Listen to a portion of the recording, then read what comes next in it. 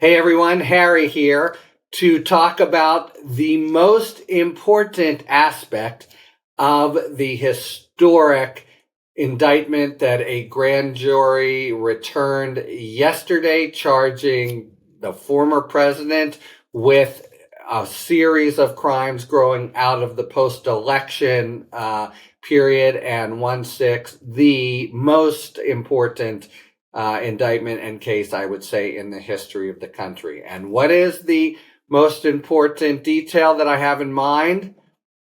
The caption. And why is that so big? Because it is USA versus Donald Trump. We might have expected USA versus Donald Trump and blank, blank, blank, blank, blank. Indeed, the indictment actually identifies 6 co-conspirators, identifies them by description, not name, per DOJ policy. We know who at least 5 of them are: Rudy Giuliani, John Eastman, Sidney Powell, Ken Chesborough, and Jeff Clark. And then the 6th is the subject of some speculation still.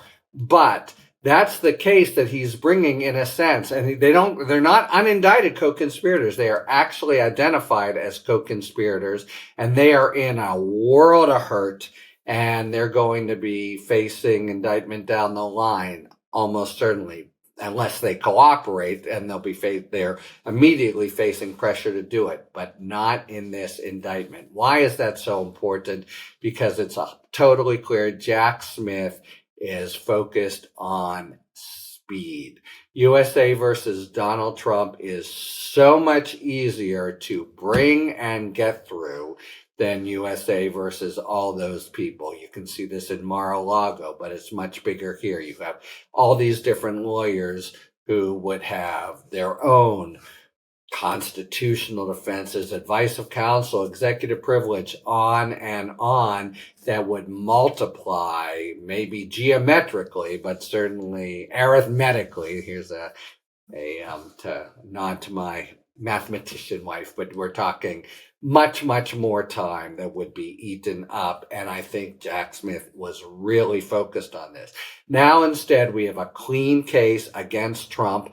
The defense for Trump is going to be much more streamlined. For starters, I don't think he can testify at trial, but he'll bring pretrial motions.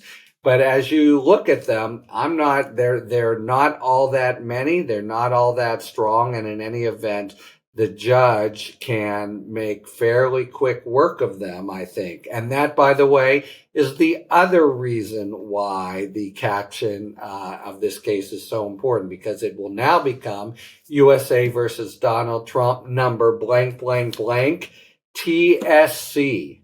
TSC standing for Tanya S. Chutkan, the judge assigned to the case.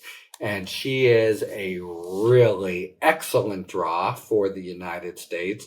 She's an experienced judge. She can be tough and control her courtroom.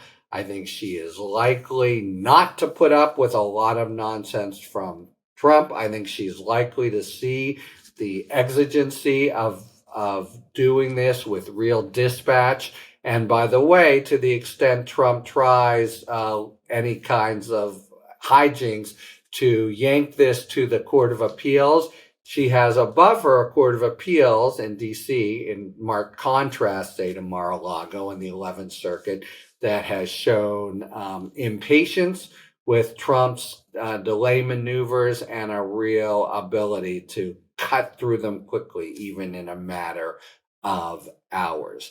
So the number one point here, and, of course, there are other very important parts of the indictment, but the caption is a way of saying they decided to charge Trump and Trump alone, and they did it because they want to be able to do this case quickly. He's focused on the election. This now becomes, in the poll position, the only sort of rival for going more quickly, it seems to me, is Alvin Bragg's case in New York. But Bragg has magnanimously basically said he would step aside if necessary. This case, it seems to me, could easily be tried and completed by the spring. Much quicker than we're looking at with Mar-a-Lago, which has, even leaving Judge Eileen Cannon aside, a gnarly and time-consuming classified documents issue. Not so these charges. There are things that Trump can try to do to delay pretrial motions and the like, but it's basically routine, and a lot of them, like executive privilege, have pretty well already been adjudicated. So this case is built for speed, and the first indication of it is the single defendant and the judge. In other words, the caption. And that, for people who are really focused on the need to have a jury trial of judging whether the putative and it looks increasingly certain Republican nominee for president has in fact committed crimes, and beyond a reasonable doubt judgment of a jury. It's much more likely today than yesterday for that judgment will in fact be rendered before the election. Talk to you later. Thanks for tuning in. If you enjoyed this video and other Talking Feds content, please take a second to like and subscribe. Talk to you later.